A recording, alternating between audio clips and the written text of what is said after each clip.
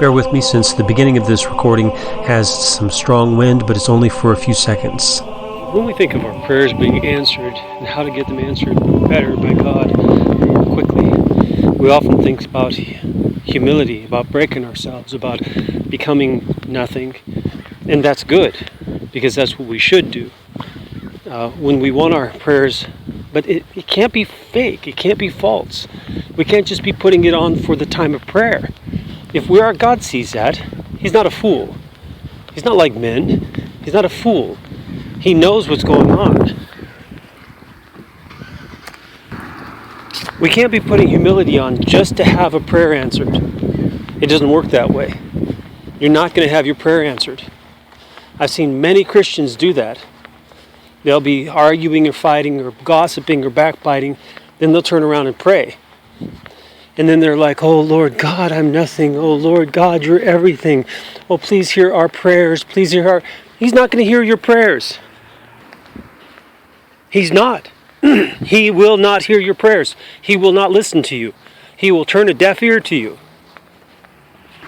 Every 5 words that I speak, there's another car that comes by. The devil's working overtime on this one because he wants to stop it from getting out. Your prayers will not be answered if you're just putting humility on just to ask a prayer. It doesn't work that way. You've got to really want to carry humility through in your life. Not just for that moment of a prayer to manipulate God. God's not manipulated. He's not a fool. He is not a fool. He sees right through it. And this humility has a purpose. The purpose is righteousness, where you will humble yourself before God and start doing what is right and doing what He wants, what pleases Him. And if you're not willing to go that distance, then your humility is false, but also your prayers will not be answered because you must achieve righteousness for your prayers to be answered. And if that's not going to happen, then it's not going to happen. Apart from righteousness, equitable, your prayers will not be answered. That's what the scriptures clearly say. 1 Peter 3, which we did a video on, and also the book of Jacob.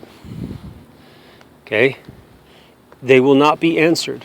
God will not listen. So, if you are serious about having your prayers answered on a regular basis, then the goal must be righteousness, equity. You must be equitable. You must be righteous. And if you're not willing to do that, forget about prayers. Your prayers won't be answered. But to get there, to get to this point of equity, of righteousness, an equitable nature, it only comes through humility. True humility, not humility for the moment. True humility, where you're going to carry it through in your life. So how do we know that both of these are required for the answer of prayers? Well, it says that God gives grace to the humble, right? God opposes the proud but gives grace to the humble.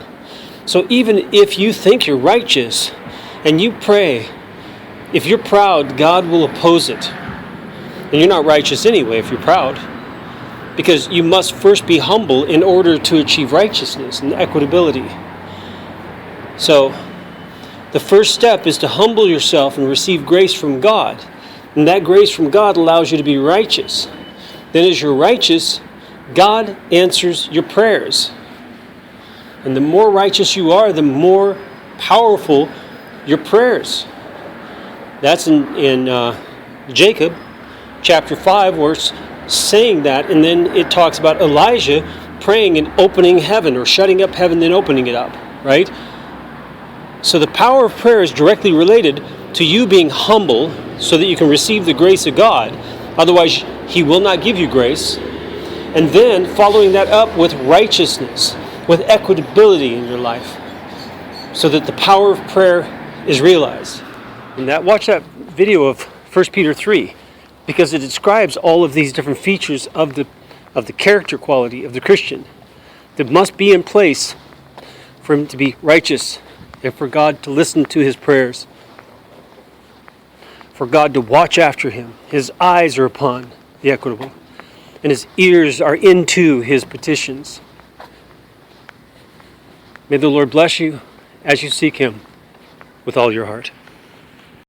Remember to subscribe down below and like the video and share it on your Facebook and other social media. And then make a comment, whether a question or a comment. We read all of them, and we try to respond to all.